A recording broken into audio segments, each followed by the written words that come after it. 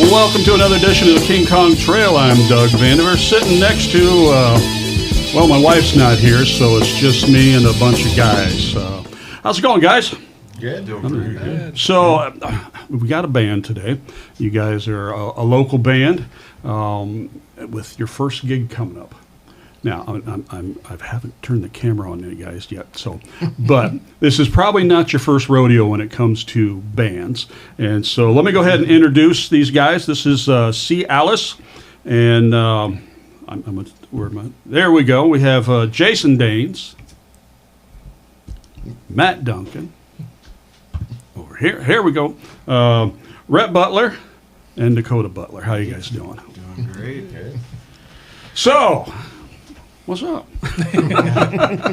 we were just kind of talking that you're like, did you ever play in a church basement? And Yep. you did. I did. That was a day or two ago. Yeah. Gosh, how long ago was that? It's probably around 2004 or 5, I think, is when I was I in think that so. band. Yeah. Probably about 20 years. Yeah. Back when my hair wasn't great. Makes you feel really old. We have a lot of conversations that are, how many years ago was that? Okay, so go ahead and tell me. I'll tell you, we'll just go around the table here and talk to you guys and get to know a little bit about you. Rhett, tell me a little bit about yourself. Boy, I really hate that question. Well, how about something simple? Birthday, social security number. My birthday good is coming credit, up, bad actually. credit? Birthday's next week. I'll be 35. Yep, the 22nd. Christmas, baby. I got 3 boys at home. I build swimming pools mostly for a living. Do other odds and ends in between that. I was going to say, this is probably a slow time of year. You'd be surprised. Really? Depends on who you work for. Depends on who you work for. We were out tromping in the mud today and Wow. plowing snow this weekend. So So are you talking like in-ground pools? in ground and above ground. Okay. Yep. All right. Fiberglass, vinyl liner, steel wall above ground pools. And So can you fix the Burlington no, Dankworth Park? no, that's not commercial pools, just residential. All right. I just the pool out there's a It mess. needs some love. 10,000 gallons a day they lose. That's a lot. Man, I wonder if they have a water meter that That's somebody what I was because you know if one of us had 10,000 gallons. That's a why day, the water bills go up every month. Yep. You're covering that. We're paying Yeah, for you that. ain't kidding. You ain't kidding. Dakota. Yes, sir. Now the first thing I asked were you guys brothers? Right. No, cousins. We actually grew up together quite a bit. Can you Yeah, just a absolutely. little bit? No, we grew up together. Gosh, man, like we were brothers almost. in my Yeah, we're only opinion, 6 really. months apart. Okay. Yeah. All right. So skateboarding, music, just hanging out as much as we could. I'm going to get a little sentimental. Like I said, we were just talking. I've got a cousin who was my drummer, and the same thing. We grew up and we were like brothers, and to this day we still act like brothers. But he doesn't play drums anymore. Don't give up the dream, man. No, look out. He's our drummer, so I'm the poster child for don't give up the dream. Back up. yeah, yep. Don't break up the band just because you feel like you can. No. So it's been great. Me and my family actually moved back to Burlington last. A year and a half ago, Yeah. probably. Okay. Yeah, that's right. And it just goes to show you, time goes by when you live right next door. And then we I live mean, next door to each other too. Yeah, we moved from Minnesota. That's where came the back. accent I can Sure. picking that up in Minnesota. But so no, I mean, we get a lot of jam time, and just I'm always coming over to borrow a tool out of his tool drawer to fix a car or something. So All right. we see it's just great. So you're the drummer, Yep. and you play. Bass. That's incredible because I play bass and my cousin. Yeah. We jive pretty well. Sometimes Yeah. we'll jam just the two of us. And Uh-huh. I've never played with just a bassist, and I was like, why have I never done just bass and drums? Right. Well, I think we have a similar style. Sure. Yeah. Well, he's not a typical bassist either, though. I mean, That's it's true. He's like a yeah, Freaking You're- prodigy. Yeah, I don't know. The last time I touched the bass, I was probably 14 at your place with your band. Oh, you were doing yeah. back in school. Yeah, wait. Yeah. And I just came over, and it was just, I got slaughtered when I walked in and tried to fill in for their missing bass player. And I was just like, I couldn't do it. I couldn't figure it out. I had no groove back then. But Right. so then now, being able to like play with these guys, it seems like as if I've been playing for a while. Yeah, I assume. it's unreal. But it's just like, I don't know. So it just, working with the band and like pumping out music has been almost easy, I'd say. Like some days are harder than others where, you know, but it's smooth, it's fun. So Very I'm cool. just loving it. Very cool. All right, let's switch over. Jason, all right. how's it been? Been good. This is the second time you've been on here. Yeah. Now, the first time we were talking about like lasagna. lasagna. But and a lot of other things. And a lot, yeah. I mean, you were. We were talking about your art and things like Yeah. that. So Yeah. So I'm Jason, and like you said, and I somehow stumbled into practice with these guys, and they told me to come back. So they've tolerated me ever since. So, I do vocals. Somehow ended up doing that. He already played bass. I'm usually a bass player. I've been a bass player in most bands I've ever been in. I played guitar for a little bit and sang. Did an acoustic project on my own for a while. Never actually sang in a band before. So, but I do. Yeah, as you said, I do. I'm a published author. I have 2 books out, and I do a local artist. Or I am a local artist, but so I do a lot of stuff with that. tell me about your books, real quick. Books. I have 2 books. My Whatever, which is basically just an art book, a little bit like my memoir, life story, and then my second book is called I Was Haunted Before I Was Born. Okay. It's a paranormal book. All right. It touches on paranormal experiences, weird things that have happened in my life, and things that I've experienced that I can't really explain and probably don't really want to sometimes. Now, didn't you? Was it you or your wife that illustrated a book? My wife is. I illustrated it, and we're actually doing. We don't have any kids. These guys got the kids. Matt and I've got dogs. Well, we all have dogs. We're very dog friendly in this band. So your Uncle Jason. Yeah, pretty much. We get their kids riled up and send them home. And troll these guys for having kids. Like, you have fun with that. I'm gonna go home now and do whatever I want. Yeah, sure. Yeah. But while they're at home going, all right, kids, nut shots. And Oh, it's right. all I need is a unicycle. Just, Right. I have borrowed a minion or two. Yeah. Yeah. This is the Rent a Kid program. But no, we have 2 dogs. And we have a special needs dog. We've got about an 8-year-old. We think he's what they call a duck toller, Nova Scotia duck toller retriever dog.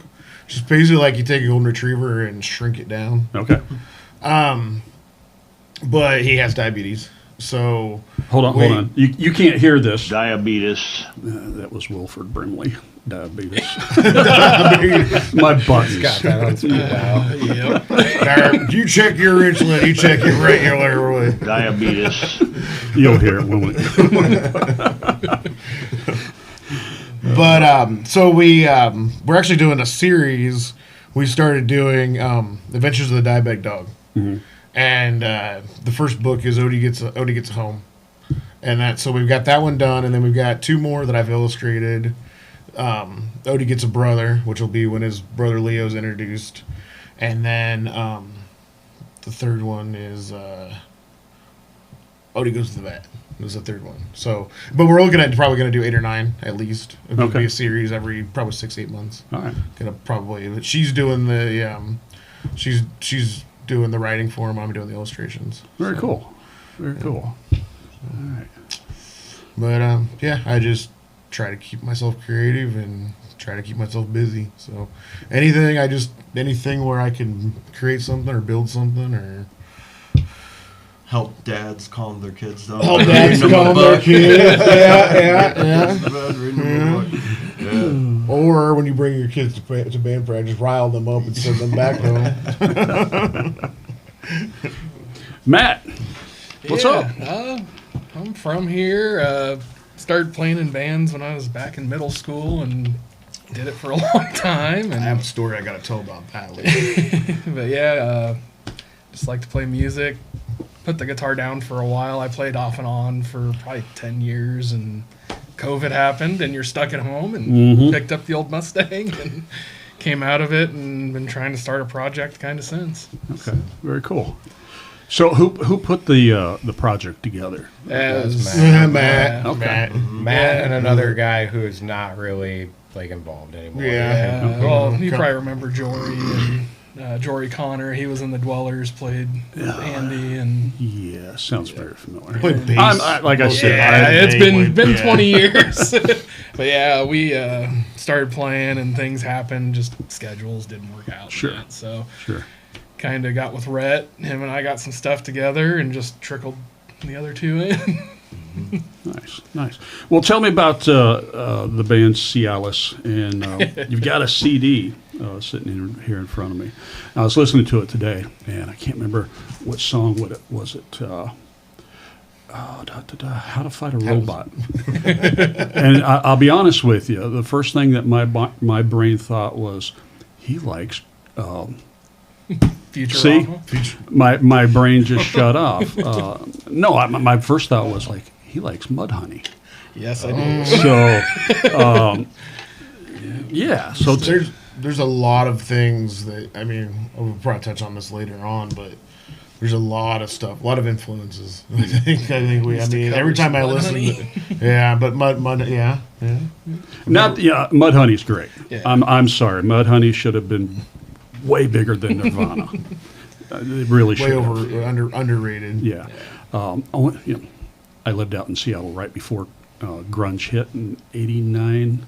Yeah, and I left town in 90. So I was there Right there. when those bands that hit it. Matter of fact, I went to a Queensryche concert Oh, wow. at a roller skating rink. That's Now, awesome. So that tells you 80s. it was earlier than Yep. So anyway, tell me about how you got this put together. Just the band, as far as that goes, or the album? The band, or- you guys' influences. Yeah, I mean, heavy grunge era. My mom, I grew up listening to Alice in Chains in the car with her and that type of thing, and just always loved music. Played lots of different instruments: bassoon, viola, just random. You played the bassoon. Oh yeah, the one that looks like a Anybody big played the bong. bassoon. Is there a pedal? Get that thing a pedal. Yeah. Why are that thing a pedal? But yeah, got a guitar, and it was just kind of history after that. I always just loved the guitar. Bassoon on the next CD. Yep, I have to dig one out. Hey, we're not ruling anything out. Pretty open to Yeah, listen to like Modest Mouse and stuff like that too. We talked about getting another guy to like play backup percussion at some point too, and just make up for my lack of talent. No, add, Yeah. get another, or even talking another about Jason guitar. picking When up. when we got Jason, it was originally I asked him how his rhythm guitar was going because we kind of wanted to get. I do rhythm. play guitar. I haven't yet in the band, but that's funny. One of the stories I was going to tell was I got a text message from about 2 years ago. I started getting messages from Matt, like randomly. He'd send me a clip of something that he wrote or something that he was working on, and I'm like, cool. What are we, what, I didn't really know, like, are you He trying to didn't know start, what was like, going on behind the scenes. are you trying to are you wanting to make this a band, or like, like, okay, I'll put this on my refrigerator, like, I mean, like, what am I, and then so time went on and time went by, and then one day at work I got a message that said, what's your guitar skills like, and I was like, well, since my guitar cab is over at my brother's, and I don't own an electric guitar at the moment. Probably not real great. So And we got guitars. yeah. But I don't know. I keep calling this we like I said we haven't ruled anything out. I keep saying that this band is. I think our sound is kind of like what we would have sounded like 20 years ago if we had money. Yeah. If we were able to buy the stuff that we wanted to make the sounds that we wanted to make. Right. Instead of just playing the straight grunge, 3-chord, regular bass drums, guitar. What we had. Duct taping your mom's Radio Shack mic to the ceiling. And That's not always a bad thing. Pantyhose pop filters. yeah. Yeah. But it's like I refer to it as our midlife crisis band. So. Tell me about the songs and how you guys go about the process of writing and coming up with Each with the one's a stuff. little different, really. For a while, I mean, we would just get a jam down, and he would have lyrics he wrote, not necessarily any tune, and he would just find something that fit. And then I've written a couple, Yeah. but The first 3, I think. Matt had 3 songs ready to go. Yeah. That him and the other guy that Jory. that Jory was involved on, and then their drummer wasn't Andy, working out, so yeah. they called and asked me, and we came over, and Yeah. I hadn't played the drums for probably over 10 years. I picked it back up again and muddled my way through it, and so yeah, you had those 3 ready to go. yeah, pretty And structured. then I think you sent me the first 3 when I joined. Yep. And like a couple nights before I sat down, I wrote lyrics to those 3. And then the next weekend, you and I wrote, I think it was Roller Coaster. We were gonna work on a different Yeah, one. on a Saturday night, you and we sat down and wrote pretty much We all showed of up and that they're like, one. check this out. And then, I mean, he just immediately picked up on it. We've been able to write stuff pretty quickly. Yeah, it's been a lot quicker than any band I've ever been in. Okay. So I would say some of them are all Matt. I mean, a few of the older ones are all Matt. Anymore, a lot lot of it's all of us. Yeah, We just bang there's them no out. one We just person, bang them out in practice. Some jam will come just them kind of out start and- jamming on yeah. something, and Yep. And then like somebody will Noodle, pop in, and then we'll get right. one section figured out, and then just kind of like wade Matt our way said, through the rest of the song. like Matt was saying, I write a lot. I mean, I just kind of so I've got on my phone. I've got 2 notebooks at home that I write lyrics in, and then I've got 2 folders on my phone saved. One, I've got lyrics of like the 12 songs or 13 songs that we currently are that are set. They're in our set list. They're done. They're on the album. Stuff that we're really using, and then I've got a folder that's just how unused lyrics, and I just write stuff. A couple of the songs he wrote most of the lyrics for, and then sometimes he'll send me the lyrics, and I'll revise them and change them, and so we'll kind of co-write them together. Some of them he just wrote the lyric. There's a couple songs that he wrote the lyrics, and I have no idea what they're about. I don't He either. doesn't The But- big help's been the having adult money, because having the recording, we've got a setup 19 or 20 inputs on Focusrites going in, and we can basically live record our whole practice. So. Right. And it's good, and I can turn down a single drum, and and that was a helps huge writing. help. Having not played the drums for so long was we could just record everything that we did. I'd So I cut it could listen apart, to it send it out. during the week and be like, oh yeah, that's what I was doing, and then just listen to it at home and play the drums with my headphones in and get better. And Took the whole having the recording stuff really helps big time. Back in the day, we just had to play one song at practice 10 times, Or- otherwise we'd forget it before the next week. Or when we do something that we like, we can just hang on, hit Record record, it. let's do that again, and go Right. back to it. Even if we're not going to mess with it for a Now, while, but now we can just at go least back we- to it weeks later. And Okay. so yeah, and his knowledge of how to do all that. Tell me, because I've got some old recording equipment, 20 years old. How do you guys record? What's the equipment that you use? Honestly, I just started out with a 2-input Focusrite Scarlett. And what's that? It's just an audio interface. A lot of podcasters use them, Okay. and just the clarity, and it's just very nice. They're a little expensive, but worth it. Okay. And I was just running a mixer into that, and then as we grew, my sister gave me a Mac, and I don't even know that. I'm asking Matt. Is that so? Basically, you're plugging the microphones into that, and those are sending it to your computer and recording it. And I had to make an aggregate device and put all the Scarletts and make them into one in the computer, and then from there, GarageBand's easy free software, and it's kind of just figured it out. But yeah, it's way easier than it was years ago. So much easier. I started off with what did I use? I had a was it a Fostech 4-track recorder cassette. Yep. I mean, I wish I still had that. I mean, I wouldn't record on it, but still some of that old equipment's fun to have. First time we ever recorded anything, we rented a 4-track from the pro shop. I mean, that was, I had to figure it out. I'd never seen one before. Went in, rented it, and we had it for, a month or something, and had to take it back. Now, you say pro shop. Musicians Pro Shop. They're opening Is that tomorrow? Thursday. 2 days, yeah. Thursday. I saw that. Thursday, and I'm I like am pumped. 12 o'clock. Their Facebook says 12 o'clock.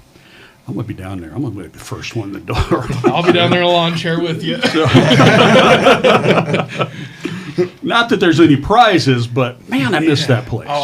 So many times I'll need a weird fitting or something for this setup, and I love months, but their hours just don't work when you're working on something, after 5 o'clock, and Right. So Right. that's the biggest thing I've missed is because they had all the weird little adapters and. Yeah, I sit there and think about all the when I heard the fire, I'm like, and then I started going through the inventory of I bought this one there, I bought that one there, I bought this, and it's like, man, I've spent a little bit of money there. Oh, yeah. And then I think about the other music stores in town. Well, I bought this there and I bought that there. Yeah. You said months. Yeah. They were the very first. I got done detasseling. I don't know if you guys know what detasseling is because I'm an old man. My first paycheck, I went down, cashed it, and didn't even tell my grandparents who I was living with, and went straight to months. Picked up a Arbor bass off the wall and like, this is mine now. Never played one before in my life. I'm like, I'm Gene Simmons. So yeah, very cool. Yeah, so you'd use your all digital stuff on this. Yep, it's all. But I do mic everything, so like even the bass. I was running a DI out, and for some reason we were just getting a buzz. Yeah. So Right. and instead of spending hours working on it, we just mic'd it. But again, adult money. We got some nice mics, nice equipment, so this makes it easy. Very cool. Cialis, I need to know. I've got a theory. I'm telling you, these two were left unattended. I've got a theory. It actually started with How to Fight a Robot. I don't. Matt Yeah. came up. Matt had that riff for How to Fight a Robot. Actually, was initially like Cialis, and we showed up one time and he just played it, and he's like, we were like, oh, we really like that, and he's like, yeah, it sounds like it's the Cialis like from a Cialis commercial. And I started doing the voiceover of side effects. Yeah, Because we were gonna be breathing sideways for that was pretty close to being breathing sideways. yeah, but. Yeah. So then that was kind of around the time we're like, all right, we should like pick a band name like this. Yeah. I don't know. We had a handful of songs, and we're like, we could have gotta played do a show if something. we had to. So we're like, better come up with something. And so we kind of pitched. I don't know. We had a few different names. We had a few that were way I don't cooler. even really remember how we came up with like in my humble spelling opinion. change or like the. I think it was just you ended up saying, "How about Cialis?" Alice. Okay. And then I was sold instantly. And I was not. Yeah, he loved it. These two were not. I was loving you it. know, Was there any drinking involved when these names were tossed I'm out? the only one that drinks. Well, so, well, you occasionally. yeah, I have a I med mean, card. So. Yeah.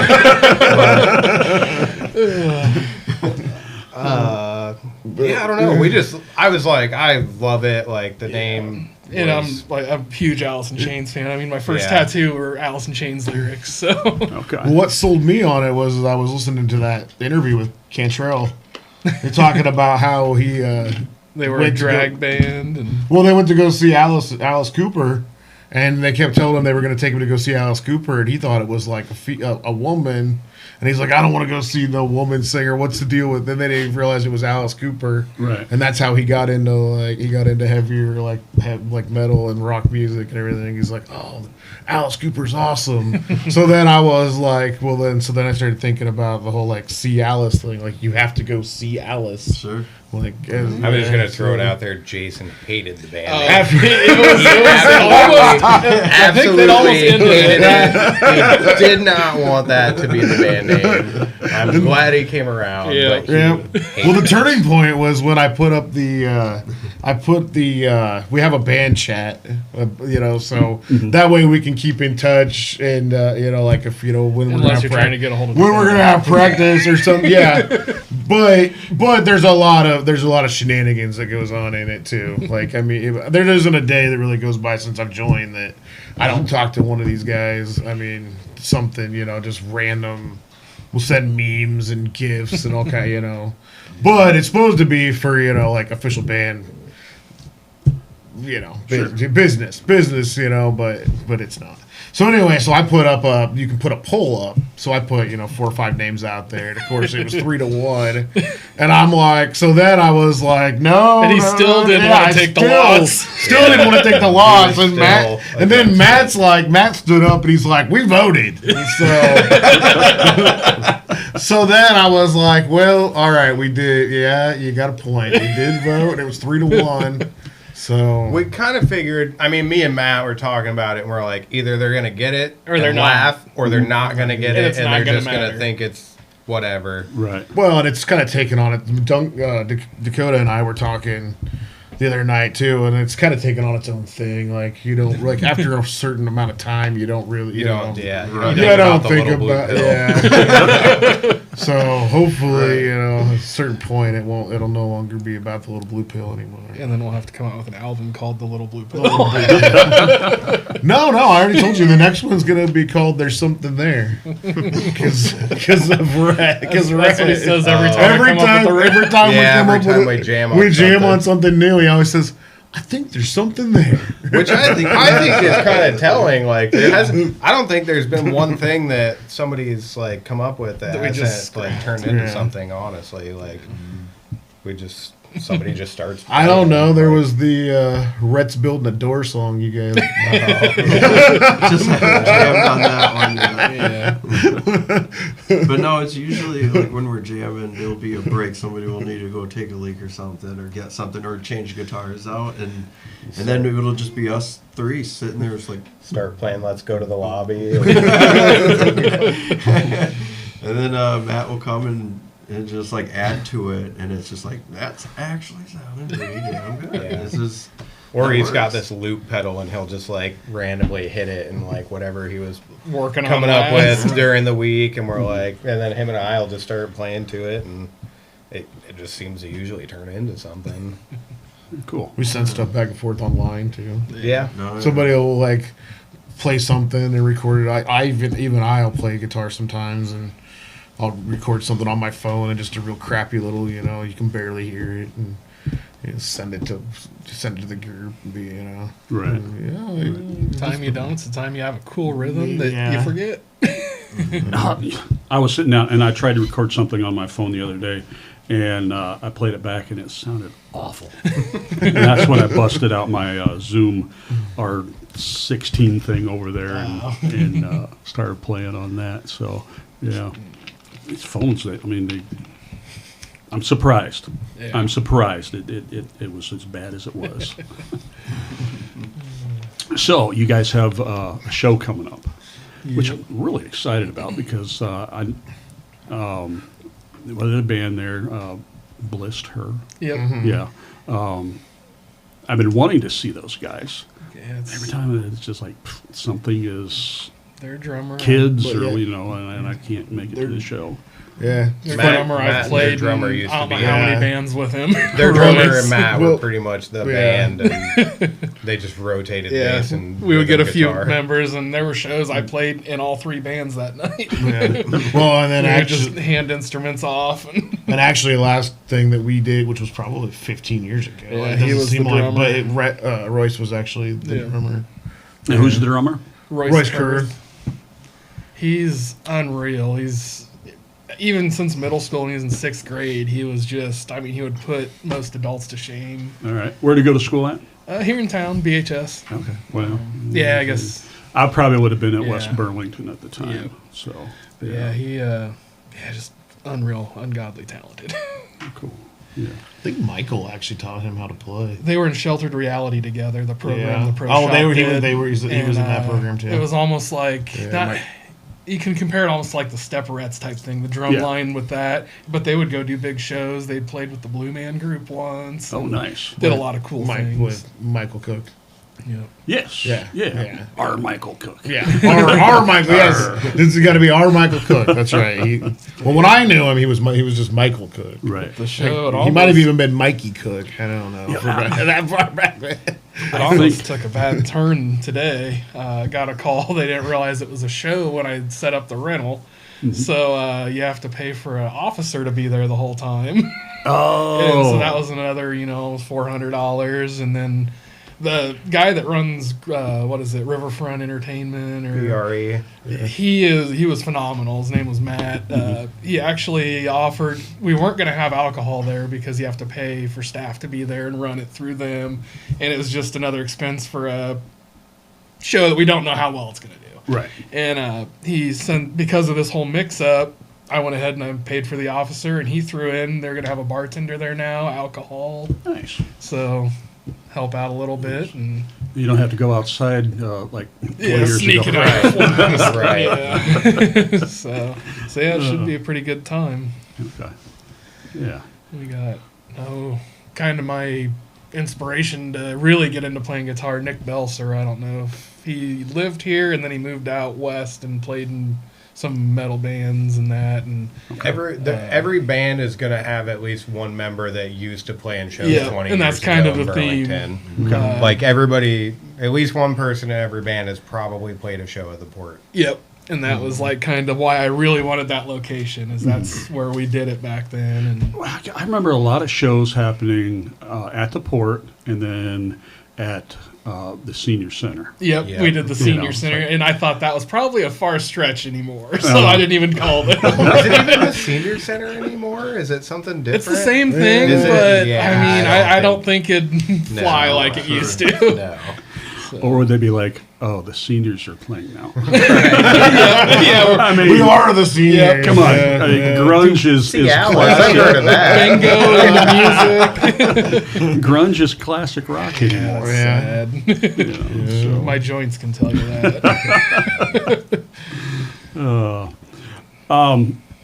So let's talk about the album. See Alice, your debut CD, When Things Go Sideways. All right, tell me about the why When Things Go Sideways. What's that about?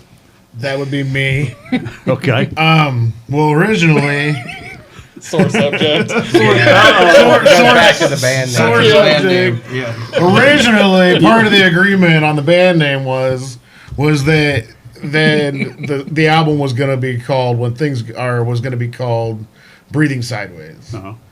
So then I got to thinking, when we were going through recording the album, I don't want to get too personal, but we had a lot of setbacks. I think with recording it, just seemed like, we had a really good time recording it, and I think it turned out pretty well. But it just seemed like every time we turned around, there was some good, some not so good. I mean, Matt had a. You yeah, can tell yours. hernia. Yeah, hernia. Umbilical hernia out of nowhere. My doctor, since I had the rebound test, it leaned towards appendicitis, so I thought I was going to have my appendix out, and it ended up being a abdominal hernia, or umbilical hernia. So Never heard of that. So he was. I hadn't either, but So they through heard. the majority of recording, and of course he's the one I've got that to click the pretty buttons. much, pretty much produced and engineered.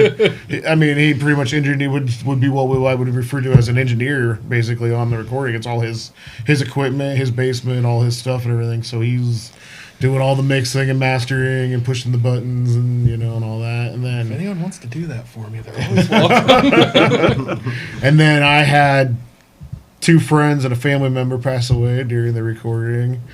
Dakota had a baby, which is a good thing. Yeah. But it also Took some time. because we, That's my we had 4th kid, so it's before- a lot yeah. of fires you're putting out all at the same time. So it's just So busy. he was running back and forth.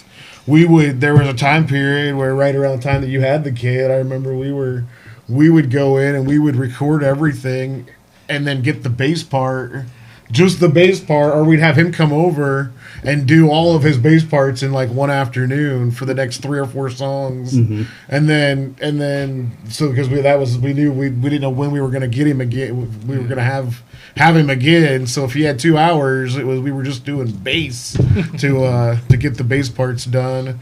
Or if you had 20 minutes, you'd come over and record a part, and then I gotta run home. Take And he'd take Yeah. off. Yeah. After he Come took and a do quick my job and be like, all right, If I you got didn't gotta fall get- asleep in the corner. Oh yeah. that one night, yeah. I'm so glad you have that chair down there. We're all working on stuff. We took a break and we look over. He's sitting in the corner, just Poke me with a stick when you need me. I'll get out. So that's kind of where the whole when things go sideways, it's kind of an old fashioned saying. I don't know if you guys are all familiar with it, but things going sideways, people Oh, yeah. kind of refer to things go wrong, things go sideways. So when things go sideways, Nice. You're cool. Let's go through the album track by track. Pretty. That was one of the ones I had written already, and we never could come up with a name for it. But the kind of riff it was built around, everyone was like, "Ah, it's pretty. I like that." it was they had it. That They was were- the first one you ever sent me. Yeah. Like a year prior to us really getting started, he had sent me that, and he just sent it, and it was just called Pretty. And it Yeah, just 'cause had like that's a what- kind of a pretty guitar riff at the beginning. And Beginning and end. so I we're I wrote the- we're simple people, so. Yep. I wrote the lyrics for it, and originally I was calling originally to begin with when I wrote the first draft of the lyrics, it was something along the lines of like congratulations, but your princess is in another castle, which is like when you play Mario Brothers, you get to the end and you've won, you beat the game, and then it comes up and it has that message that says like the Princess Leia's in another castle, and then you got to go find, you got to go get the next game, and then you got to go find Princess Leia. So Pretty is basically it's a song about being married, basically, or being in a relationship, even with anybody, and how, even like with these guys being in a band, sometimes. We're not married, obviously, but that'd be weird. But you have it can be really good, but it can also be really, really trying too. Mm-hmm. And I always thought, like when I got married, everybody, I thought that hey, I like that was the end. Like that was the main boss. Smooth And sailing yeah, from you there on. won the game. You won. You get married. That's the final level, and you beat the game, and you're set, and you're good to go. And then you find out that it's just a whole different set of problems. So then, Pretty became a different list of problems. Was the title? Another working title. Those lasted for about a week or two.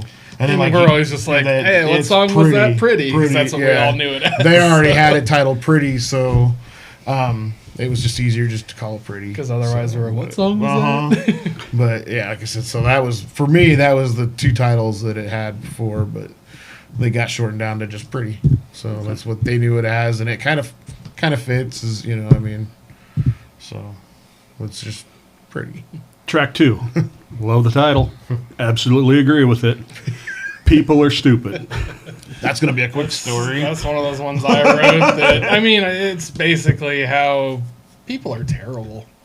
They're not a good life form, just in general, you know. So We're that's disgusting basically creatures. how it is. Humans are disgusting creatures. And I was just not having a good day, and that's when I wrote it. So Yeah. don't know really what it's about, but that's the gist of how I was feeling. We were at practice when I first joined. He had the lyrics already, and we were working on that song. And I stopped and I said, "What is this song about?" And he goes, "I don't know, stupid people." And I said, "All right, well, we got to have a name for it." He goes, "Just call it People Are Stupid." So we ended up naming it People Are Stupid. And then I was gonna tried to come up with a different title for it. And just because I thought, that's kind of rude, maybe a little bit, but Everybody would agree, though. yeah, Exactly. But so as time went on, it came time to put it on the album, and it's like, well, it's just People Are Stupid. So it's never got a different title. Very cool. Track number 3, 814 or 814. How do you? 814. 814, yeah. So we were trying to come up with a name for it, and I wrote it, and he was like, "Well, what's it make you think of?" And I was like, "Well, growing up at my parents, Yeah. because they lived close to downtown when I was in my teens and early 20s, and just kind of getting into a whole bunch of stuff I shouldn't have been, and their house number was 814." So, We used to always hang out at your parents' house, have Halloween parties. and party. we So recorded it the so- first time on 814 the day. Oh yeah. So it lined up. Yeah. So. Okay. But, and it was originally titled "I'm a Grower, Not a Shower." It's actually a whole song about it. The whole song. Yeah, with Cialis. Jason didn't want to go on stage and say Cialis. And I was like, "You're gonna say I'm a grower, not a shower, but you won't say Cialis." But it's a whole. We started in spring was when I joined, so we were jamming all summer on this band. So a lot of these songs were written over the summer when we first started out, and it's about the. I'm just not gonna sugarcoat it. It's about the tomato or the watermelon plants in my side yard. That's what it's about. It's about the watermelon plants in my side yard, and how they must feel about life. This is what the whole song is. The premise of the song is. How do your watermelons feel? You gotta listen to Swing and sway a lot. Swing and sway. They swing and they sway. Small watermelon. But yeah, the riff and the song definitely, like we both said, really reminds us of like being downtown or out, like just causing trouble when we were teenagers. Yeah. Okay. It's definitely a party song. It's got a good beat. You can dance to it. Yeah. All right. Track number 4, In His View. It's similar to 814, really, in a way. It's written from my dog's perspective. About the watermelons? Did he water the watermelons? Because I'm not coming over to your house anymore. No, it's just about. I got to thinking about. It's a song that I wanted to write for a long time, actually. I mean, before I even joined up with these guys, I've had it kind of in my head. Just the idea of the song. If you listen to it, you really think about it. It's just a dog's perspective of what they do, but when you take it out of context, it sounds really depressing. It sounds really deep. Okay. But it's not. It's just about, like I lay around all day and wait for your return. No, I don't want to eat. I don't want to sleep. There's, nothing to do here. No shades of color, just gray because dogs don't see. Is there anything about licking their butt? No. Okay. No licking. No, nothing about licking their butt. I think that's where the book is coming from. That's it. You gotta buy the book for that. You'll understand the song once you read it. It's illustrated very well. Let me tell you. So that's gonna be the 10th book is Odie licks his butt. But no, that's in his view is, and then it's got a whole what is the thing that you sampled in the middle? Oh, I just found a speech a guy did on dogs. It was like kind of a college lecture. College lecture of a guy talking about the Dog breed. The, Dog the breeds, versatility yeah. and how you can have a Chihuahua and then you can also have a German Shepherd. You know, they're just basically humanity's companion. All right, I gotta do a poll here. What kind of dogs do you got? I know you got 2 dogs. You all got dogs? Yep. All right. What you got? Our dog's a rescue. We're pretty sure he's a black lab and a border collie mix. Matt thinks he's part Husky. Husky. Because he looks like my old Husky lab. but I think he's border collie, but Yeah. jury's out. No, and I just have a black lab, same deal, rescue from South Dakota. See, I think yours has part blue healer in it. Yeah. 'Cause Yeah. It's a little small for just straight right? lab. No, and yeah, she's not Like, yeah, knee high. a very good dog. Though. Yeah, Oh yeah, she's- Ours no, is she's getting awesome. Yeah, and just He let me in the house for practice last week. Oh yeah, I mean, mhm. very friendly. Yeah, no, the kids love her. We love her, so she's just working out great for the family. It's just, yeah, always happy Cool. jumping. Now you said you got it from South Dakota? Yeah, from Paws and Claws up in Minnesota. They're the ones that went out, brought her back, Oh, okay. and we picked her up. That's She cool. was just she His was brother and wife rescue a Yeah. ton of dogs. That's where we got our dog from. perfect. Yeah, They- they foster them and Yeah. try and think- get them good homes. I think all of our dogs are rescues, actually. Did you get any English bulldogs? I'm looking for another one. Sure, no, I got let them know. And what do you got? They're actually brothers that were from the wild in Tennessee. They're Belgian Malinois, German Shepherd, and Husky mixes. Okay. So they're like little mini German Shepherds, kind of. Nice. Yeah. And so the dogs I kenneled up before when you guys got here they're actually sisters, same mother, same father, different litter. One is muscular and looks like I'll rip your face off, and the other one looks like she's been made with spare parts, and affectionately called Butthole because that's what she is.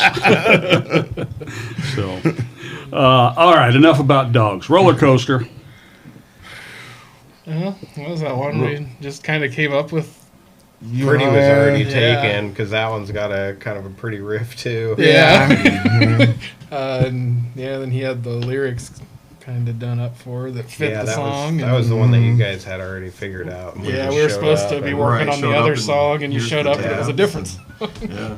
Yeah, I think that was right after I joined. Yeah, shortly It was a after. Saturday night. Yeah, because we were excited.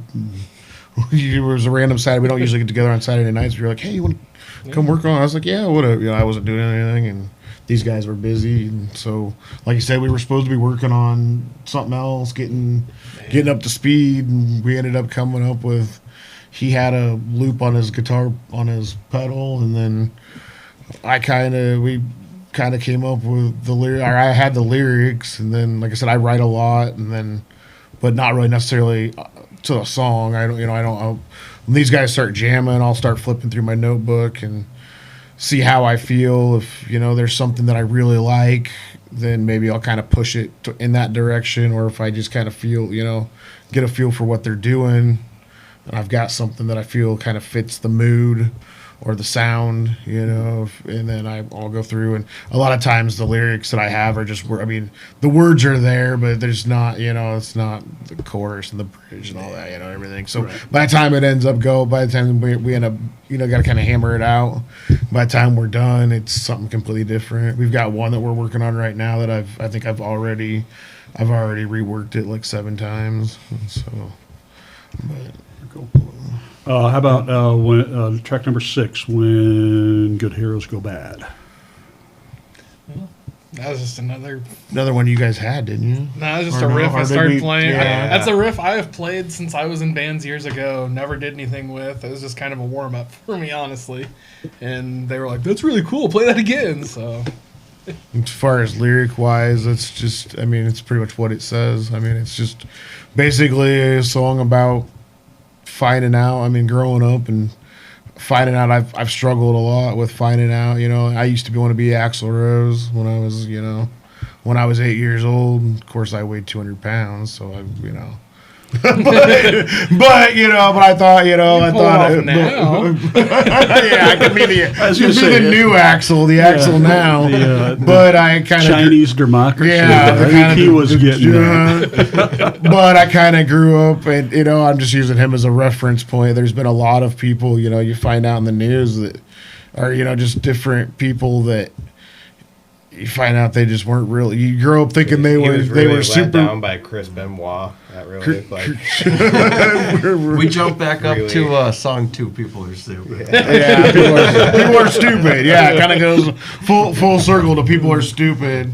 And so I actually was watching a my wife and I got into these documentaries of these diver guys that they go down and they dive and they find cars that are buried in the water. Yeah. Adventures with a Purpose is one of them.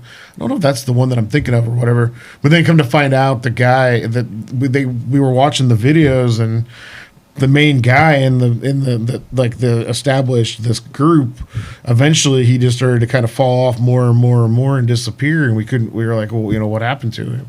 We come to find out he ended up going to prison, and because he did something with one of his cousins, and you know, I don't know, stuff back in the day or whatever. And then, yeah, and then also he was like embezzling money and stuff too. So everybody else left the group and went off and made their own. They all started doing their own thing or whatever. But you know, we started out watching it. We thought, oh, these guys are really, you know, they're really doing a good thing, and really, you know, and then come to find out that, you know, it's just not exactly what you, and there's just a lot of stuff, you know, that you grow up watching, and you know, you think, you know, proves that people are in terrible yeah. life forms. So that's when good heroes go bad. I mean, that's kind of what that's kind of growing up and realizing, you know, that you've been bamboozled your whole life. Yeah. Here's a question, completely off the subject, but kind of on the same subject. Who's the most famous person that you've met? Your hero. Have you met your hero? Eric Clapton. You met him? Well, he doesn't remember me, but I shook his hand, and he gave me a guitar pick, and he said, "How did you like the show, bud?" And then walked off stage. Nice. It lasted about 32 seconds.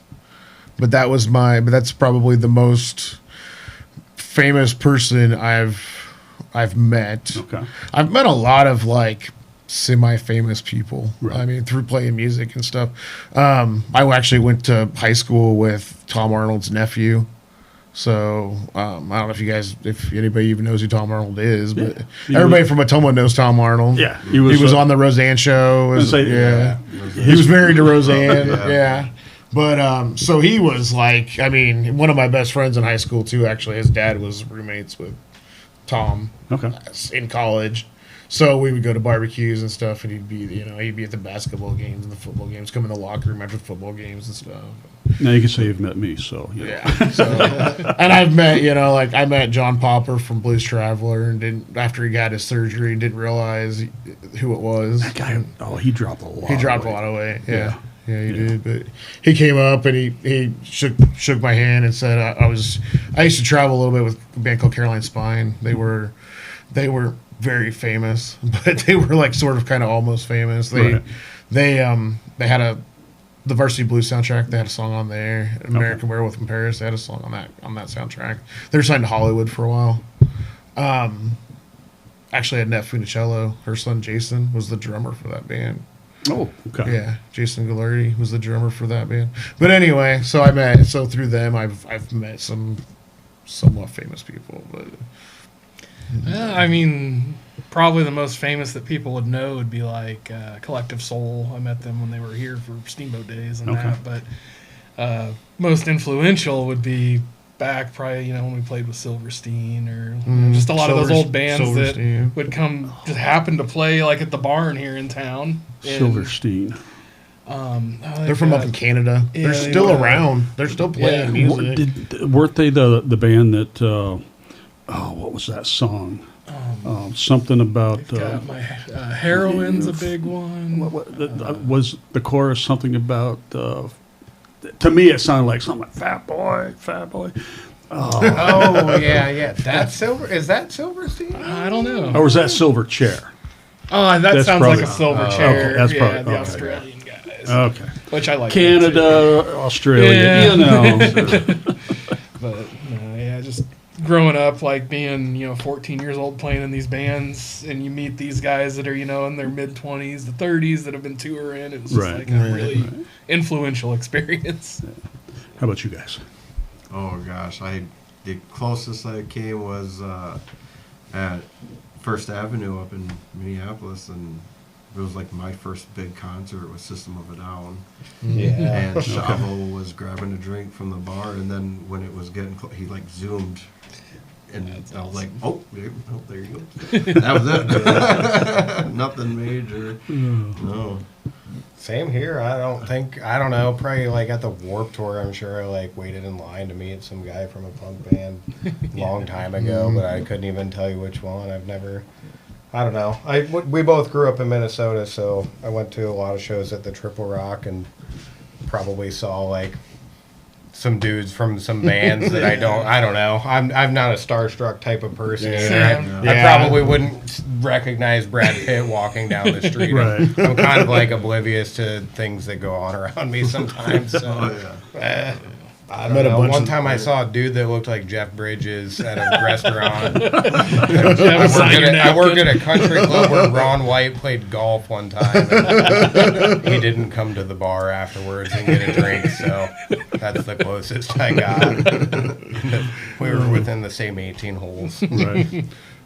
Right. Met a lot of the guys from Slipknot before they were Slipknot because they all played up in other bands in Des Moines. Okay. Yeah, you interviewed Guns N' Roses in my old apartment. Yep. We gotta. Yep. I've got all their autographs except for Axl Rose. Yep. And it was printed out on the dot matrix type of printer with. To pull the strips off. Yeah. We gotta Yeah. tell that story because it doesn't make any sense. Okay, But so- my old apartment downtown. He interviewed Guns N' Roses in The my old. upstairs one? No, it was downstairs. Okay. Wasn't it downstairs? Yes, it's I was downstairs. gonna say the upstairs one was pretty small. It was, but no, where Amber and I lived, right before the downstairs. Well, the downstairs apartment was pretty small too. Really. That's why he doesn't have Axel's autograph. His ego wouldn't fit through Yeah, the door. couldn't get it through his head through the door. Well, no, Axel wasn't there. Yeah, yeah, he didn't. No, he wasn't there because They started their Appetite for Destruction tour headlining here in Burlington. And so the band flew in for a week, and they were practicing, rehearsing down at the auditorium. And the radio station, I can't remember what radio station it was, KDMG something. But they were at that apartment building. It was a radio station at the time. And I was listening to it, and I was doing stuff with the alternative schools newspaper. And I heard him down there. I'm like, I'm going to go interview him. Duh, they're on the radio right now. But me and I can't remember who else, we went down there and just knocked on the door and like, come on in. And they were wasted. Oh my gosh. It was so funny. They're like, first of course, where's all the strippers at? And it's like, oh, across the river. You don't want to see them. You don't want to go there. Yeah. But yeah, I met those guys there. Now, the most famous person I met would have to be Ace Frehley. Another thing, he was out at KGRS doing an interview, and I'm like, I'm going to go meet him. And so met him. Yeah, those are my the people I met. So yeah. Those are pretty up there. Yeah. That's pretty hard to top, though. Yeah, yeah.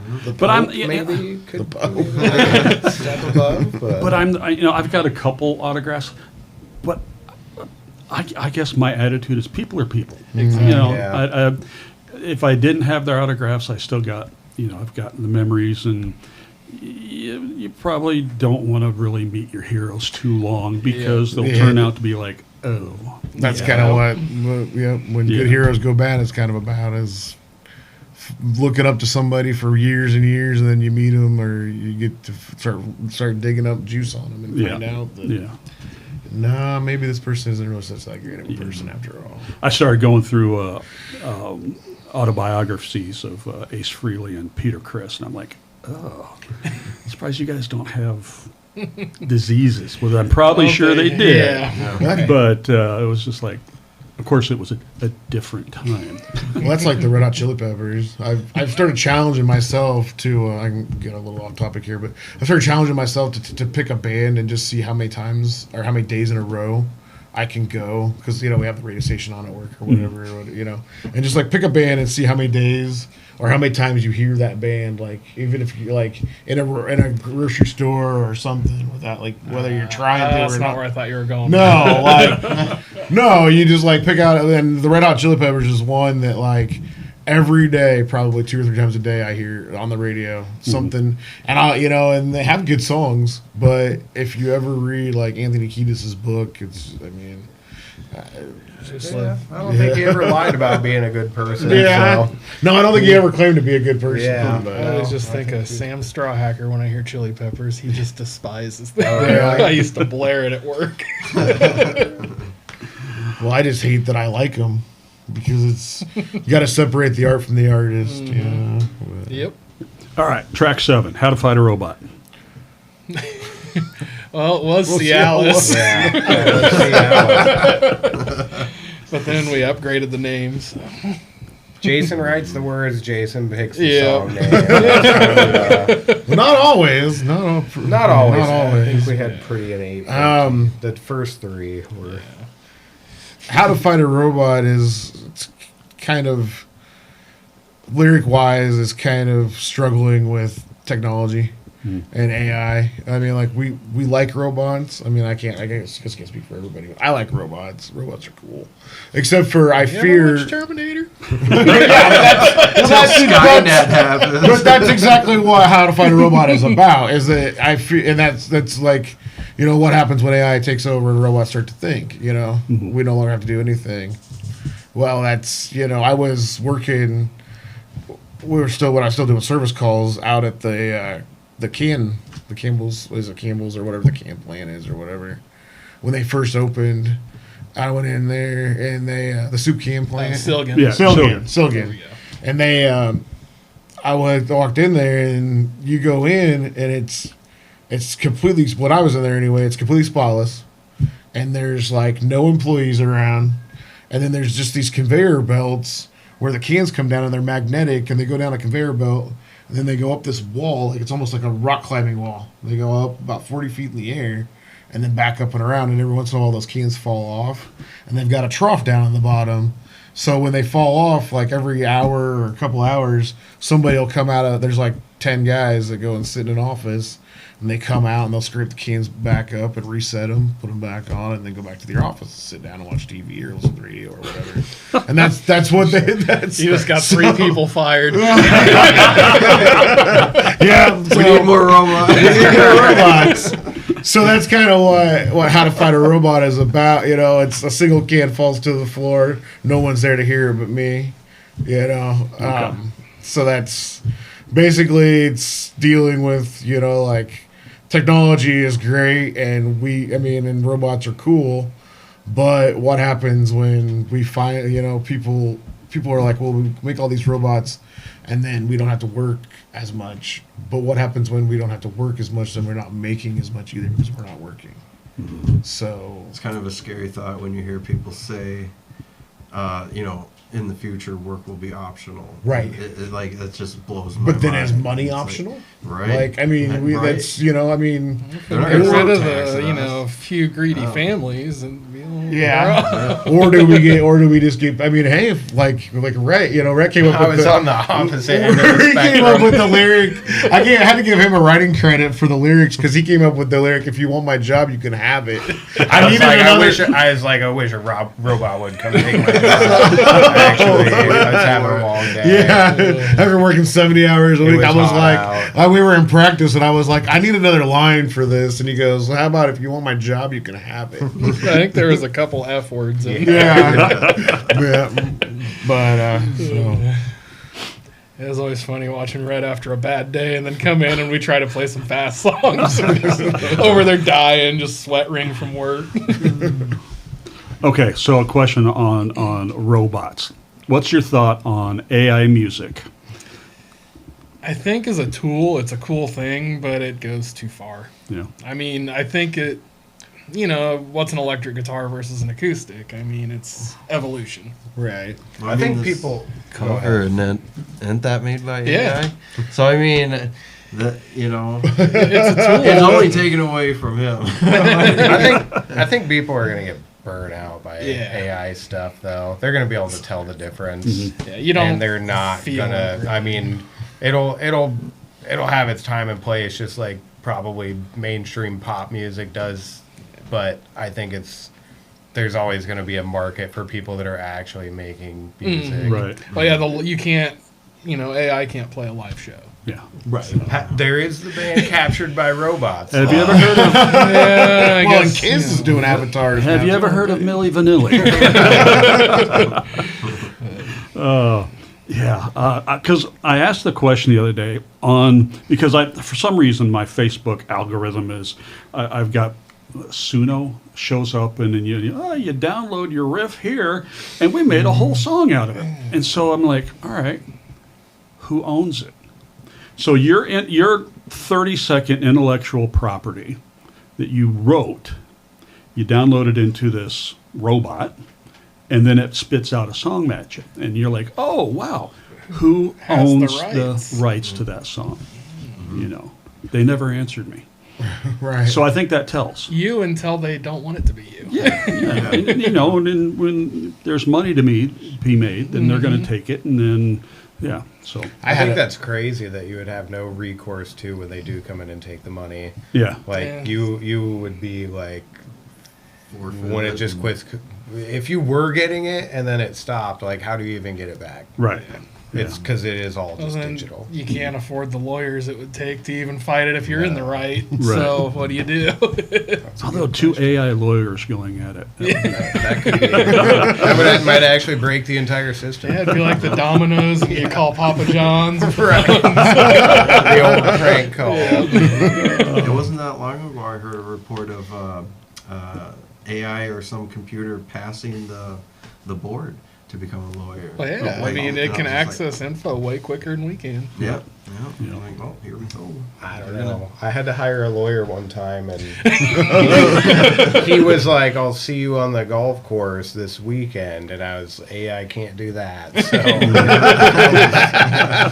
Until they don't want. Yeah. What if they don't want to? AI can't golf. So Well, the scary thing to me was the blackmailing that AI was doing when they were doing the studies on, you know, hey, I'm going to turn you off. And it would actually go in and blackmail the person who said they were going to turn them off to update it and say, oh, we're going to tell someone that you were cheating on your wife if you turn us off to update us. And Wow. yeah, They and, started- and it was they like were starting to get their own 6 or 8 out of yeah. 10 tests, it did that. In the other two, it didn't. So They're it's starting like, to get their own intelligence. yeah, it's self-preservation, which it's not supposed to have. No, as long And as it's- but it's is still that artists. is that programmed in, or is it just learning that learning. from human behavior? It's learning that Because from because horrible people are human terrible. behavior. So, Yep. All right, track number 8, all the same. that's just It's our another ballad. one. Yeah.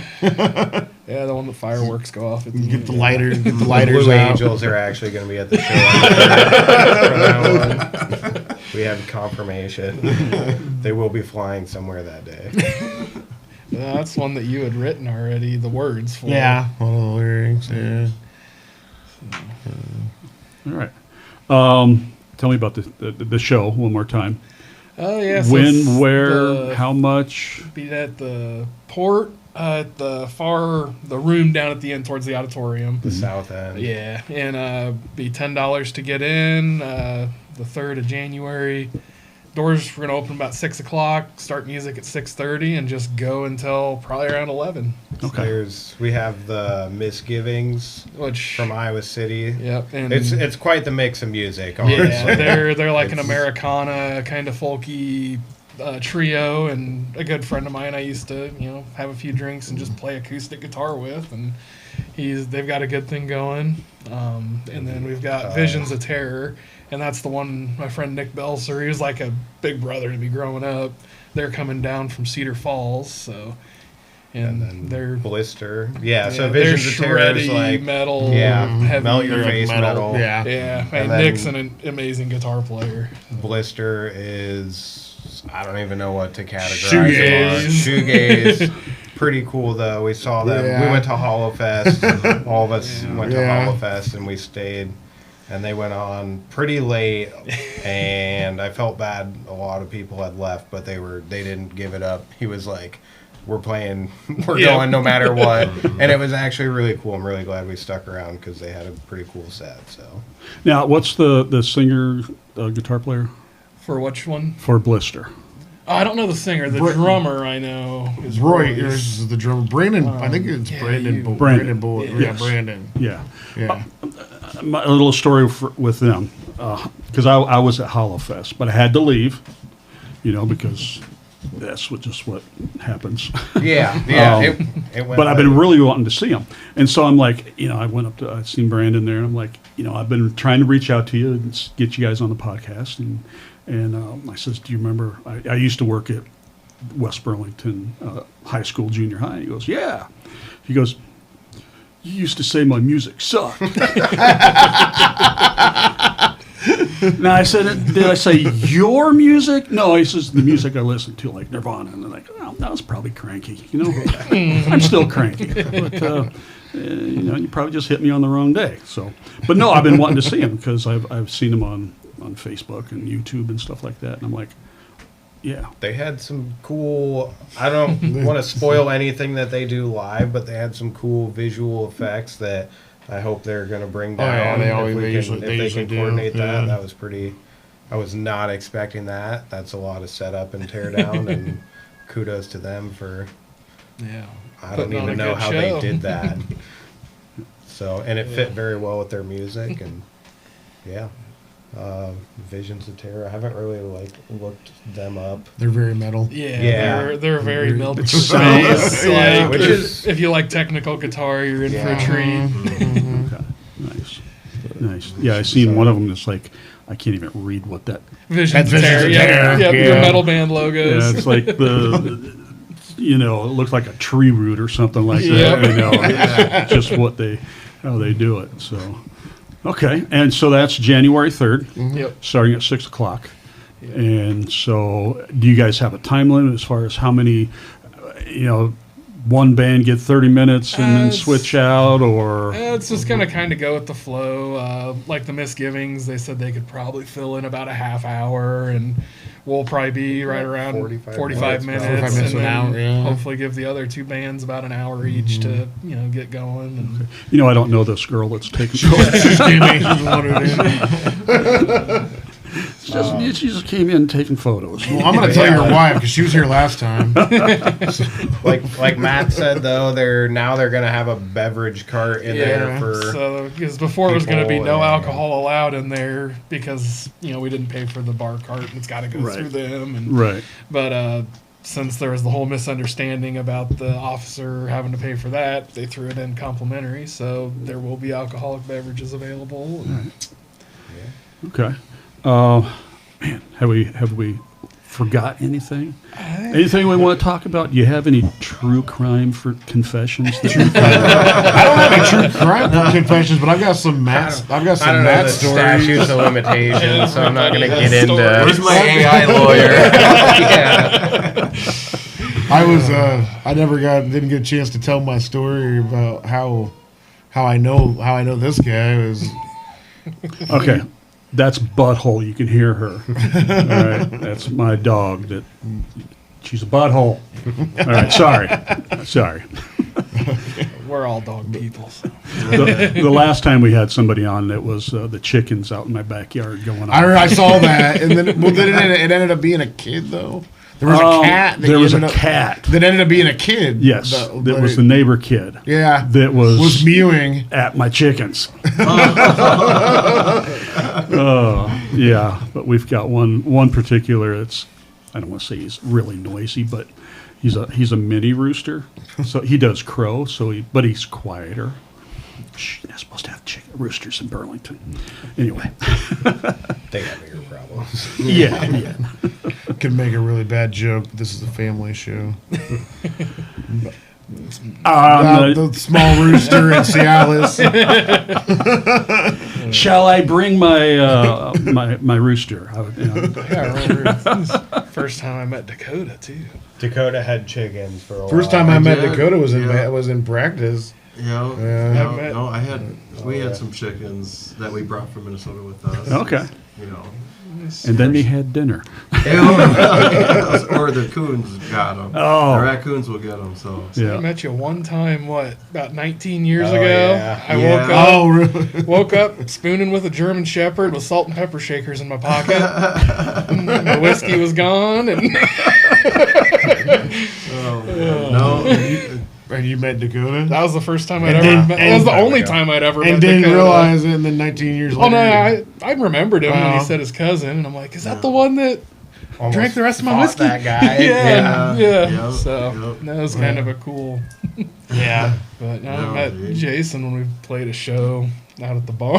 Was that the first time was that when I first met you? Or? I think so. Was that with with the rocket can? Toss the rock? Yeah, Yeah. the game we. Yeah, well, I was going to tell the story about you guys with you and Andy, and I think it was Royce was involved in that or not, but selling your demo CD downtown. That was Potential Ignorance. That was the same band. They were like 13, That was our middle school. wandering around downtown underneath the parking garage, trying to sell their demo CD. My girlfriend at the time was going to Dains when it was downtown. Uh-huh. She came home and she's like, "These little kids were trying to sell me their CD today," and I was like, "Well, is it any good?" And she's like, "I don't know, but I bought one." I'm like, "All right," and it was those guys. And, Yeah, that Royce then- was in that band. yeah, and then we used to play together, not in the same band. But we used to play shows together because that was around the time I was doing my solo stuff. So they would play on shows like out at the barn, like you said, out at the barn or whatever. And they were like in middle school. Yeah, we were the and youngest people there. They were in middle school, and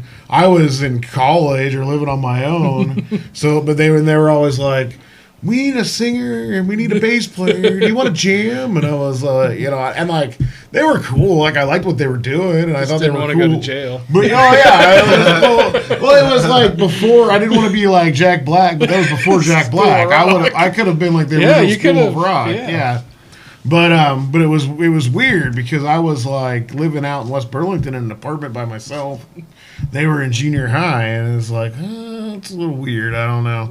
And then fast forward like 15 years later, we were adults, and when you get to a certain point where you're just an adult, I mean, age doesn't really. I mean, we're all just these guys got kids, and we all have jobs. I mean, like real jobs for the most part, and And so we're just kind of in that category of adults. But it was about 15 years ago. They needed a bass player. We were in a little band called At Large. We were just kind of a straight punk band, really punk and grunge. Just Yeah, it's because I was in it. There was grunge. put a beat to it and go kind of style type. Nothing like. There was way less thought process than there is in this band. Well, it was but- more just covering Just old songs covering from old bands I had been in songs, for yeah. 10 years. But with Royce and then a Yep. few other guys for a while, Good old Adonis. and then we just kind of stayed in touch and always said if we did something else, we'd if the timing was right, whatever, we'd hit each other up if I did something or if he did something, and so Yeah, we tried something over the years with Braden. yeah, a little bit here and there. But nothing ever clicked. But No. once we kind of got when Dakota got in, the music just clicked. And then just being able to... Well, for a while, it was just me and Matt jamming, just drumming and then guitar. I was singing, and I hate singing. And it was lacking. I mean, we're not local age, so... Yeah. I think that's why I got in, is because you just didn't want to sing anymore. You were like, I was trying to get a rhythm guitar player, another but... guitar player. I think you said... But when you said you'd try singing, I'm like, hey, that means I don't have to. I think you actually said, if I remember correctly, the statement was... It sounds better than with no vocals at all. So I'm like, well, I guess I have to come back. But it's just we all mesh good. yeah, I think we don't have like a bad time. No, It's always a good well, time. yeah, I think we're all kind of on the same page because I mean we're all married. And We're too old and, to- yeah. So I mean, I don't know. I don't think we wouldn't sound like we do with any other 4 other people or any one other person. Yeah. It might sound cool. It might, we'd sound like something, But it we just wouldn't feels sound more like- natural. Right. With these We guys. wouldn't sound like Sure. us. Sure. Yeah. Yeah, I mean, I don't think that you're going to be running off and we're touring. Yeah. And then the wife don't goes, really have- I mean- "Yeah, you're going to stay home." Yeah. No, we want to play shows, but I don't think we really Yeah, no tour. to no tour. And we were talking about it the other night. I'm in no real hurry to be signed because really it doesn't do. I mean, anymore. You can do so much stuff on your own. We've really tried. Like I did. My wife and Amber and I did the CD. We actually printed everything in house and folded and put the stickers on the CDs and everything, and put the covers on the CDs and did all that stuff. And Matt did our demos. We all make stickers, and we've got I merch. think I have one of those old demos still. Do you still have one? Do you Get have one of one? those too. Yeah, we made a demo. Yes, Matt put the one mic demo because Yeah. that was all just It was done recorded on a single compression. basically mic. one take, one mic type of deal. But We took those to Hollowfest. Yeah. because we passed them It's out. just like a flash drive with Oh, 3 nice. songs on it. So there you Yeah. go. You can have That's that cool. one too. That's cool. Kill, I was sitting there thinking about different merchandise ideas, and And that just you'll seemed, have to tell me where you got we kind of had a conversation about like what's the best way to even put music 'Cause out we're all anymore. old do and- So we I- even make CDs? my camera didn't pick that up because I was so They show make me- them with a USB-C. They're just a little pricier, so then you could just plug it into your phone and use it. But for this demo, it was kind of cheaping out. But yeah, it's just a jump drive, Okay. and it's business card. We used them at work, and that's where I first saw them. And then so we just printed stickers and stuck them on, and That is cool. That way. You'll have to tell me where you got that. yep. Yeah, I think those just Amazon. Yeah, you can order mine on Amazon. You can actually get them. Just business They're- card flash drive. They're a little more pricey, but you can actually get them printed on printed. there, like screen printed. I actually thought about getting the printed ones to put the album on, and actually I've got those other covers. I've thought about after Christmas, maybe if we need more albums, getting some flash drives, Yeah. and then taking those other covers that I've got. I've got a stack of those, Cutting slots and cutting sticking them slicks. Yeah, and making some zip drive ones. Because I was thinking, I was on Amazon today and I was looking up thumb drives because this is oh my gosh, I'm this is my senior moment. I did a wedding and my wife was running the phone and recording and stuff like that. And I've been telling these guys, every Sunday for the last 3 weeks, when I see them at church, hey, I will burn the ceremony off onto a DVD drive. Finally remembered it today. Couldn't remember how to burn a DVD. Ancient I technology. sat there for about 30 minutes going, was it this program? Was it that program? Okay, I can see it, but I don't see the burn button. Yep. And I thought, man, if I just had a thumb drive, I could hand it to them.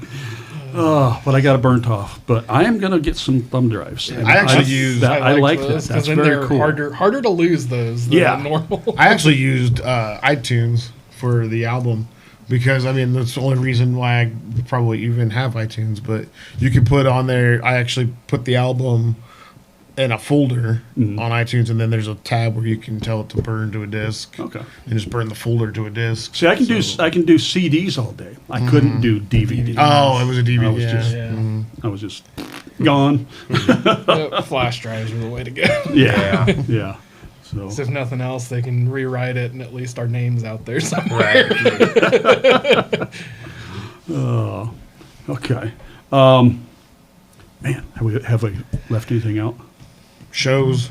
If anybody wants to book us to a show, Yeah. Okay. we're looking for shows. Yeah. Um, One preferably I don't have to put on again. Yeah. it's just a lot of But, work. I forgot how much Yeah, how time consuming it is, all the calls. And, Right.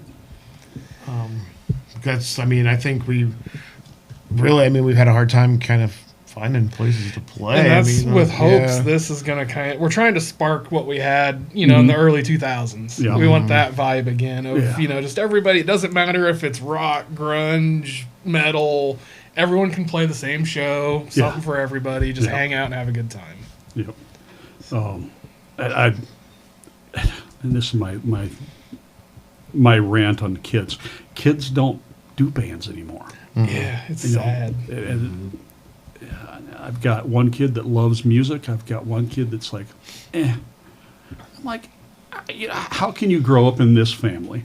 Yeah. So many guitars on the wall, and you're just like, eh. I don't get it. I think a lot of people, a lot of kids, and a lot of people in general are so worried with being good anymore. Yeah. Or Yeah, or you do see clips there's of like these young kids playing in bands, and you're like, dude, how do you get that good by the time you're like 15? It's right? like- But I feel like they're more Afraid of being made afraid fun of of. yeah. Like we were horrible. I mean, we were horrible, and I mean, some people might still think we're horrible, but I mean that's. Just do what But you we're enjoy. having fun. I It's mean, fun. it's fun. Like David Grohl, he said some of his interviews. He's like, get together with your friends, and you're gonna be horrible. And then after a while, you're going to be a little less horrible, and then eventually you might not be so horrible. And but it's gonna. I mean, it's gonna like. 'Cause I've never been one to want to do the opposite, to where you just go out and try to find the most talented people you can get your hands on, but then they don't get along, and then there's no, it No almost feels like a chemistry. family. Right. Well, there was bands that before we started, we didn't even play instruments. I mean, when we started the band, we didn't know how to play a guitar, play bass. Yeah, I had a couple lessons from Tad Good, but he ended up he would come over. My parents would pay him like $20, and I'd tell him what songs I wanted to watch him play. Lessons weren't for me. So Yeah, I don't think any of us are like trained in our instruments. No, It's all just kind of self-taught, self-taught, self-figured out. And, Yep. If you could get anybody to teach you, Jerry Cantrell. oh, for me, yeah. I don't know.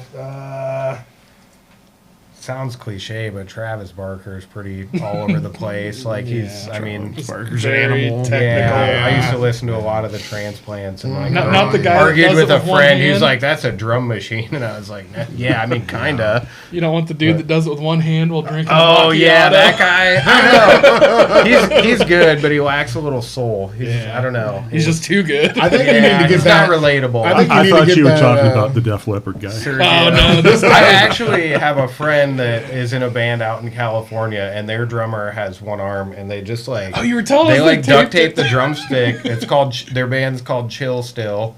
Shout out to Brett. Okay. And their drummer, which Brett used to be a drummer, he's actually a very good drummer, but their drummer in that band has one arm, and they just duct tape the stick to his arm. That's awesome. And he's actually, I was watching an interview with him. I think he's like done some projects out there. And, Well, there's the guy without a the wrist. guy that drums for the Ghost Inside that doesn't have Yeah. a leg anymore because they wrecked their van or their bus. Right. And he got his leg amputated, and then when they came back, they got comeback band of the year, and I was like, "Yep, they win." yeah. I was like, "I think it's automatic." Anybody listen, check out Chill Still. Yeah. They're actually a pretty cool band. And I think you need to get that Caleb drummer, that kid that's like 8 years old that he's like sponsored.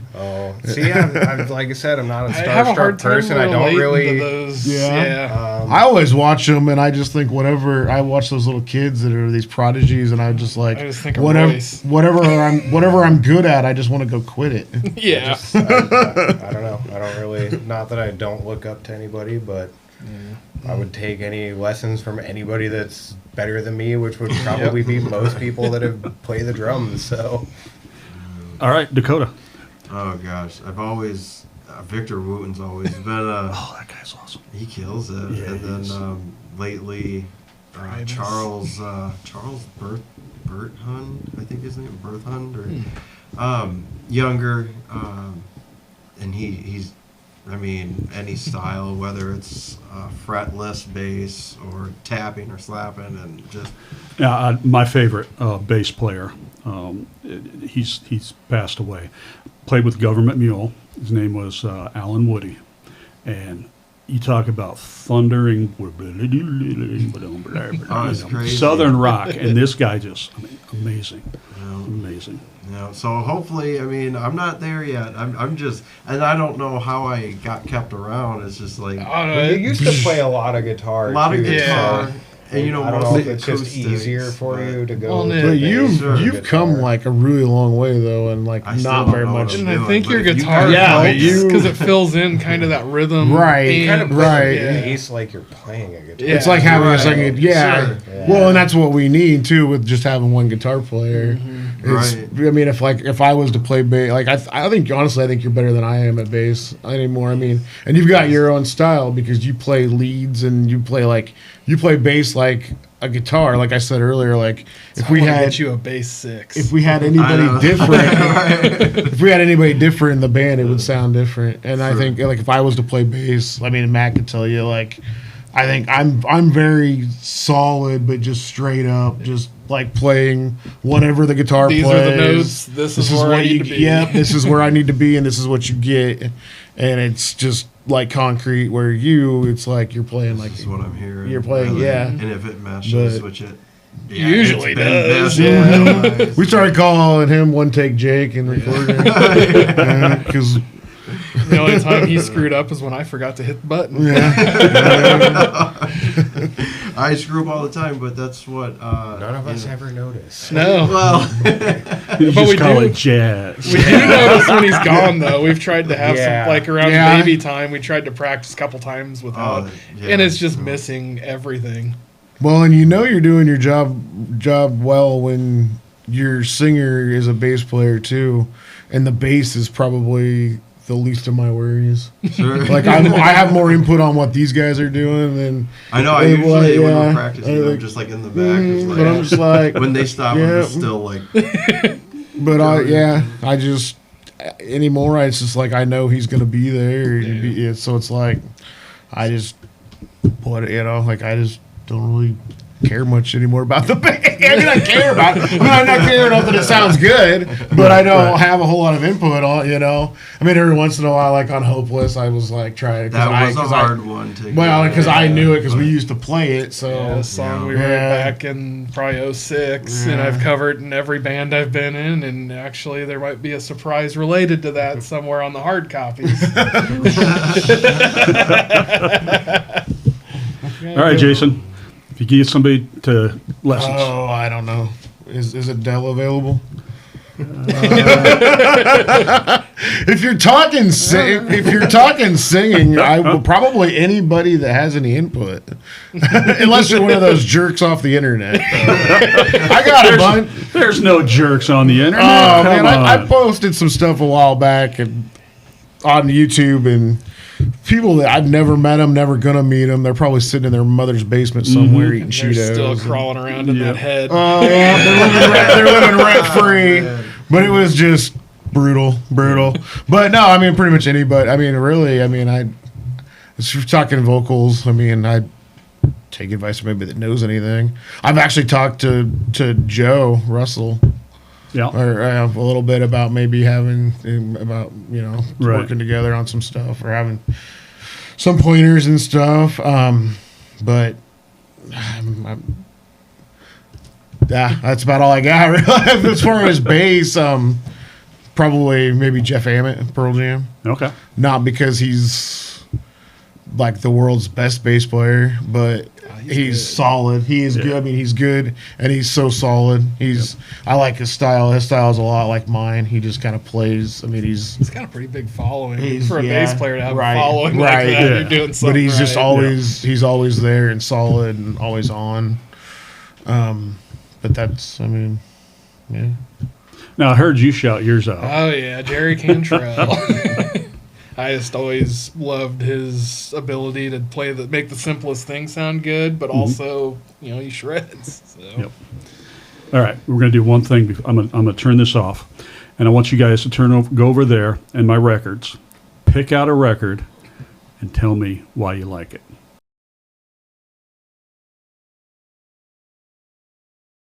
All right, cool. We've got records picked out. So we're going to start right over here. Rhett, what you got? I just grabbed the Tyler Childers one. I wasn't really a huge country fan. I'm still not like a huge country fan, but I've kind of gotten into the outlaw country stuff, and I think him and Sturgill and a few others are kind of the resurgence of that, and they're kind of blending the lines of what country music is nowadays. Yeah. So, Walker. Wheeler Walker, yeah, he's a character. Billy Strings. Yeah. Billy Strings is really cool. The Turnpike Troubadours, like there's just a ton of them. It's But like a cool new. I don't know. Tyler Childers is like a legit kind of dirtbag, and maybe kind of turning his life around, or maybe it went in a direction that he didn't think it would. And Yeah. I mean, some of his earlier stuff, Grindstone.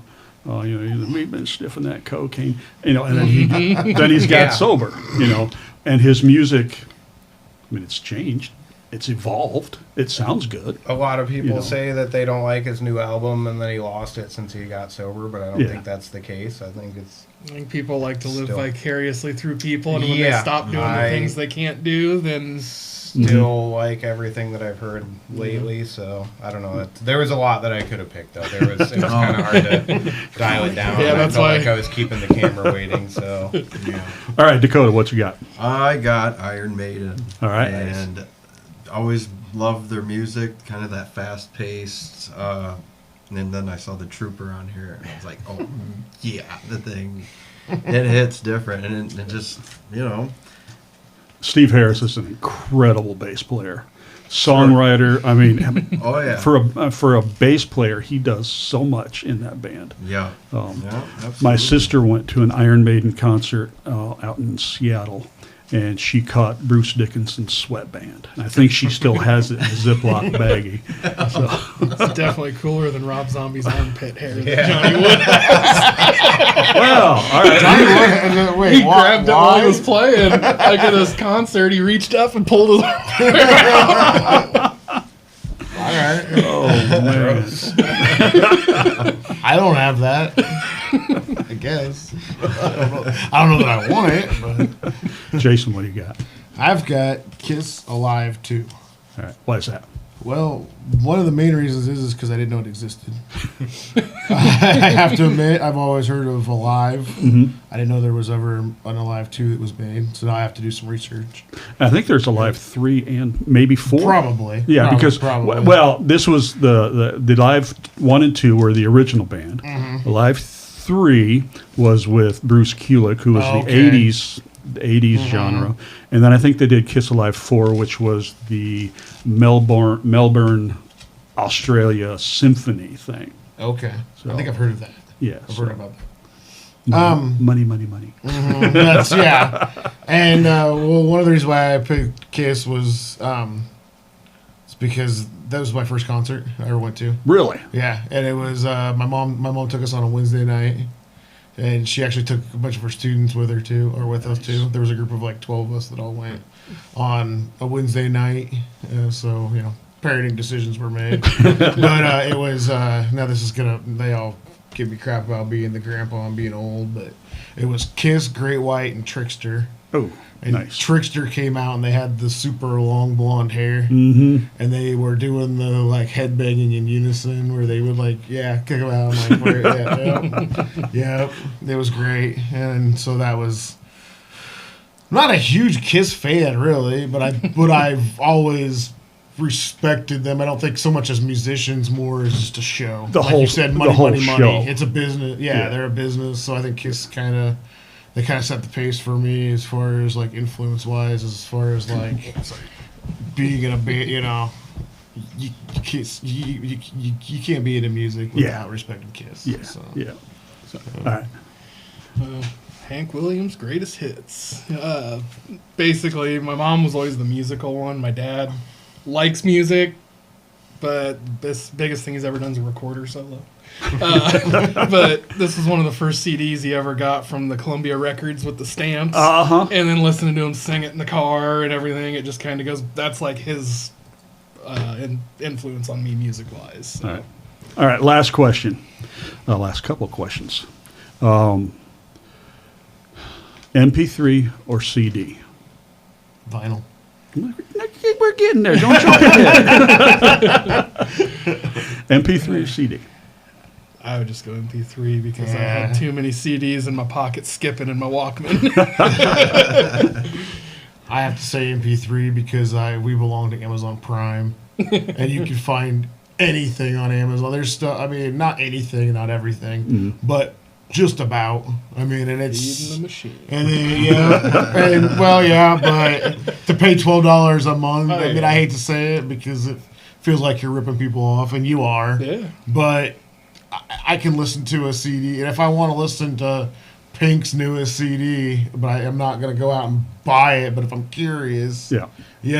or whatever, whoever, if it's even something I'm into, I don't have to go and actually buy. Now, I love Weird Harold, don't get me wrong, but I don't have to go buy something just to hear it. Right. Like if it's something that I might be interested in it just enough because I heard somebody talking about it, but I'm not interested enough to go buy the album and actually own it. Right. So that's, How about you guys?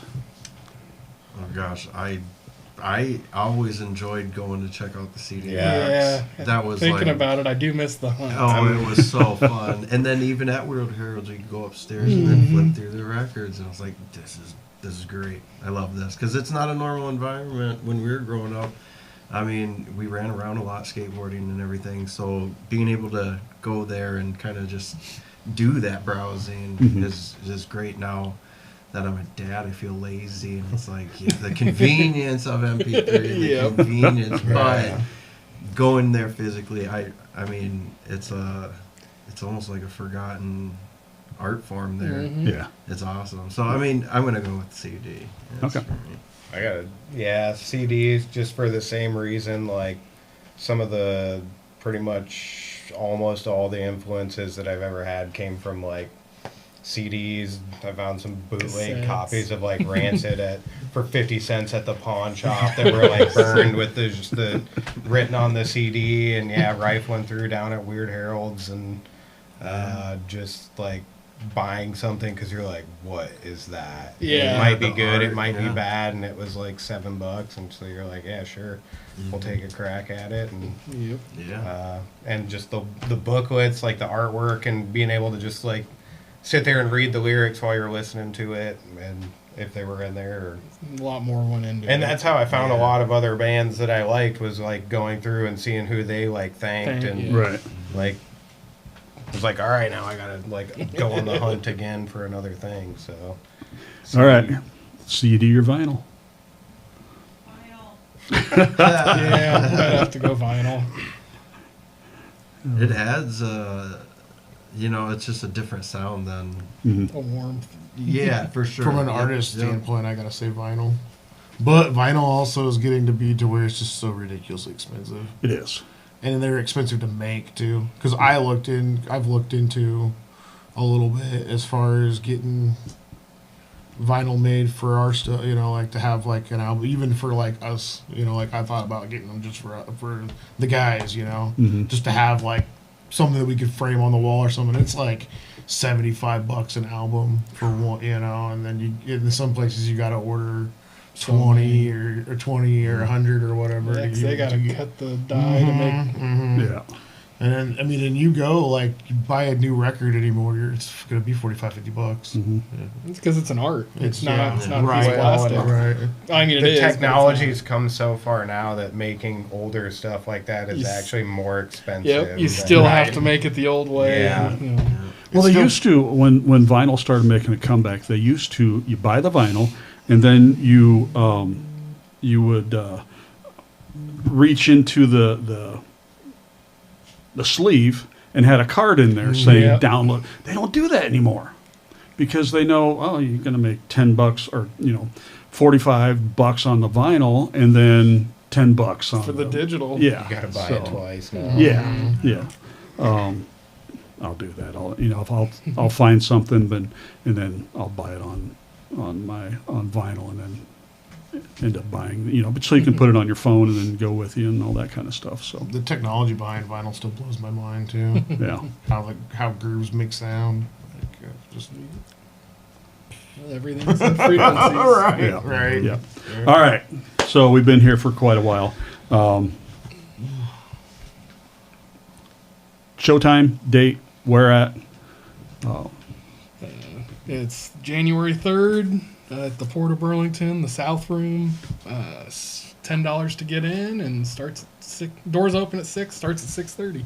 4 bands. 4 bands playing, and yeah, info can be found on either our Facebook, or I've spent a lot of time sharing it every possible corner I could. So, Yeah. and there's flyers. We did the old, printed them out, and I took them to places. And Cool. All right. I'm going to be there unless something nice. comes up, but I'm hoping nothing comes And up. if I'm anyone gonna- has any questions, they can feel free to. We've got an email. I think it's Cialis. It's on the back of that, I think. What's See how it's 4. Cialis2025 at gmail.com. Yeah, If and spell that. SEEALISE 2025. All right, very cool. Well, guys, thank you so much for coming in, and man, I think we probably got about 2 hours. Decent. Yeah. So, more than That was fun. yeah, thanks for coming in and talking for a while, and we will see you down at the show. Yeah. Thanks Appreciate for having it. us. All right, Burlington, that's going to do it for us on the King Kong Trail. We'll see you, I don't know, next week after that, sometime, probably in the new year, though. So have a good one, and we will talk at you later.